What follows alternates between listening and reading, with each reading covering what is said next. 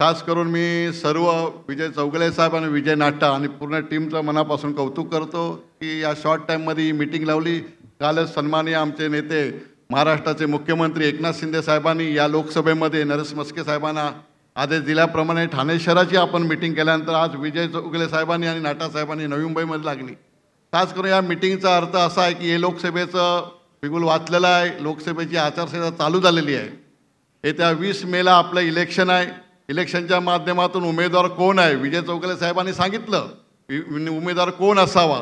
मला आम्हाला सर्वांनाच आम्ही सन्मान ठाण्याचे सर्व पदाधिकारी, मी असेल, नरेश म्हस्के असेल, प्रताप सरनाईक, आम्ही सर्वांनी शिंदे साहेबांना सांगितलं हा लोकसभेमध्ये शिवसेनेचाच उमेदवार असला पाहिजे आणि त्या माध्यमातून शिवसेनेच्या उमेदवाराला आपण मदत करायची, त्याच्या माध्यमातून उमेदवारी मिळाली पाहिजे।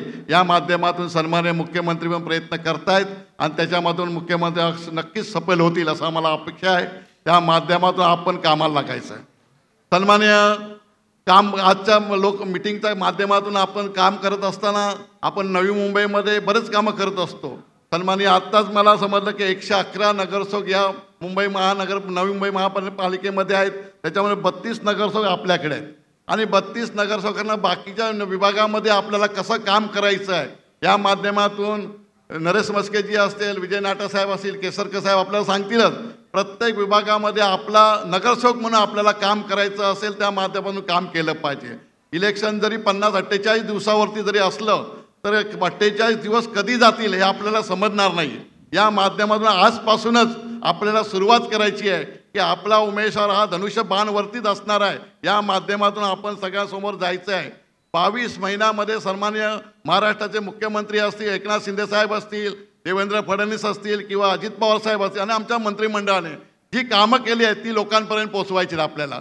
ती कामं आता सन्माननीय मॅडम सर्वांनी बोलले की त्या कामाची मी लिस्ट वाचत नाही की आपल्याला सर्व मान्यवरांची भाषणं ऐकायची आहेत। ती कामं आहेत आपली 22 महिन्याची, ती कामं जरी आपण लोकांपर्यंत पोचवलं तरी आपल्याला काय प्रचार करण्याच्या माध्यमातून कामं करायचं आणि या माध्यमातून करत असताना आपण विरोधाकडे दुसरा काहीच चान्स नाही आहे का कामाच्या माध्यमातून। फक्त प्रचार, गद्दार बिद्दार हा विषय येऊ शकतो, पण ते आपण सर्वच लोकांसमोर माहिती आहे आपण कशासाठी केलं, काय केलं हे आता बोलण्यापेक्षा आपल्याला कामाच्या माध्यमातून त्याला रिझल्ट द्यायचा आहे। या माध्यमातून तुम्ही सर्वांनी एकत्र म्हणून आपल्या प्रत्येक विभागामध्ये नगरसेवक जसा नगरपालिकेची आपण इलेक्शन लढतो, नगरसेवकाचं जसं काम करत असतो आपण त्या माध्यमातून आपण प्रत्येकाच्या घरोघरी पोचलो आणि आपल्या 22 महिन्यामध्ये आपल्या सरकारने जे काम केलं आहे ते लोकांपर्यंत पोचवलं। नक्कीच वाटतं मला या दोन्ही विधानसभेमधून जास्तीत जास्त आपल्या उमेदवाराला लीड मिळेल असं अपेक्षा मला वाटते। म्हणून आजपासून आपण सर्वांनी या 22 महिन्यामध्ये या सरकारने जी कामं केली आहेत ती लोकांपर्यंत पुस्तिका आपण त्या सर्व माध्यमातून देईल, सरकारच्या माध्यमातून मिळते ती आपणपर्यंत पोचवा। या माध्यमातून आम्हाला वाटतंय